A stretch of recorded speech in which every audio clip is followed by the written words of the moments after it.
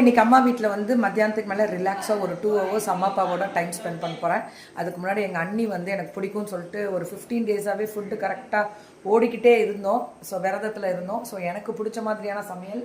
So today biryani, தென் chicken gravy. இது என்னம்மா? இதுவும் சிக்கன் கிரேவி வெந்துட்டுருக்கு, ஏதோ பண்ணிகிட்ருக்காங்க. ஸோ இதெல்லாமே எங்களோட ஸ்பெஷலாக போயிட்டுருக்கு. தென் தயிர் பச்சடி வித் குக்கும்பர் தயிர் பச்சடி. இந்த சூப்பர் சரியான டேஸ்ட் ஃபுட்டு. இன்றைக்கி ரொம்ப நாள் கழித்து நிம்மதியாக சாப்பிட்டு ஒரு தூக்கத்தை போட்டு நாளைக்கு காலம்புலேருந்து வேலையை பார்ப்போம். ஓகேவா? வாங்க சாப்பிட்லாம். எங்கள் வீட்டுக்கு எப்போனாலும் எங்கள் அம்மா வீட்டுக்கு வந்தால் எப்போவுமே ஃபுட்டு நிறைய செஞ்சு வச்சுருப்பாங்க. கொஞ்சம்லாம் இருக்காது, எப்போவுமே நிறையா இருக்கும்.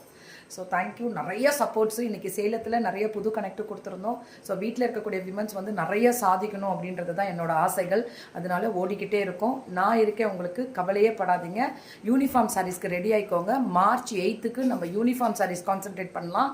எல்லா வெண்டாஸும் ரெடி ஆகிக்கோங்க. அதுக்கு March 8th நம்ம யூனிஃபார்ம் சாரீஸ் பற்றி நிறைய பேச போகிறேன். அதுக்கு ஒரு டாபிக் கொடுக்குறேன் நான். தேங்க்யூ.